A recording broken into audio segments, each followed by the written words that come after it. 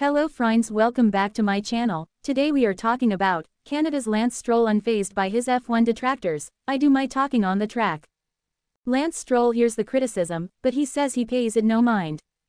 The Canadian's legitimacy as a Formula One driver is sometimes dismissed by pundits and fans because his father, billionaire Lance Stroll, is a part owner of his Aston Martin team. That's something he's used to. It's part of it. It's kind of just what my career's been, Stroll said Wednesday. I've dealt with that over the years, but I do my talking on the track. On the track, Stroll has put forth some impressive showings, including 3 podium finishes in his 8-year F1 career. The 25-year-old from Montreal, back in his hometown for this weekend's Canadian Grand Prix, has also finished in the top 10 of the 20-driver grid in 4 of 5 races at Circuit Gilles Villeneuve. A large part of the criticism in recent seasons comes from the disparity in results between Stroll and his teammate, 2-time world champion Fernando Alonso. Stroll arrives in Montreal ranked 11th in the F1 drivers' standings with 11 points.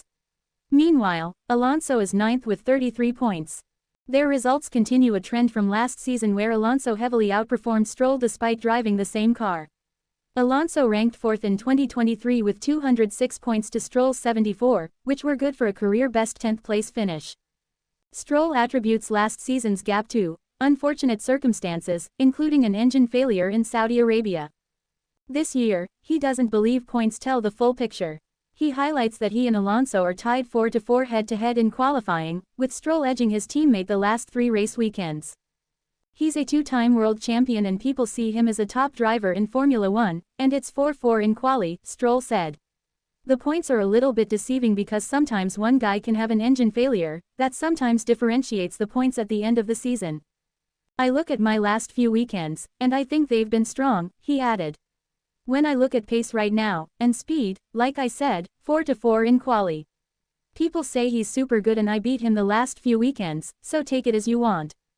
With his father's financial backing, Stroll broke into F1 with Williams in 2017 to become the first Canadian on the grid since former world champion Jacques Villeneuve in 2006. Stroll previously showed his chops as a driver by dominating the Formula 3 European Championship in 2016. In 2018, Lance Stroll led a consortium to buy the Force India Formula One team, which Lance Stroll joined the next season when it was renamed Racing Point. The team was renamed again to Aston Martin in 2021 after Lance Stroll led an £182 million ($318 million) investment into the luxury car manufacturer for a 16.7% stake in the company. Asked if he'd be curious to drive for a team that doesn't involve his father to prove his doubters wrong, Stroll said, "No, not really. We're on a super exciting trajectory and project as Aston Martin," Stroll said. "I'm much more excited to be part of this journey than just going to another team to say that I could be driving somewhere else." Stroll, whose contract status is not known, also said he intends to be an Aston Martin driver next year. "That's the plan," he said.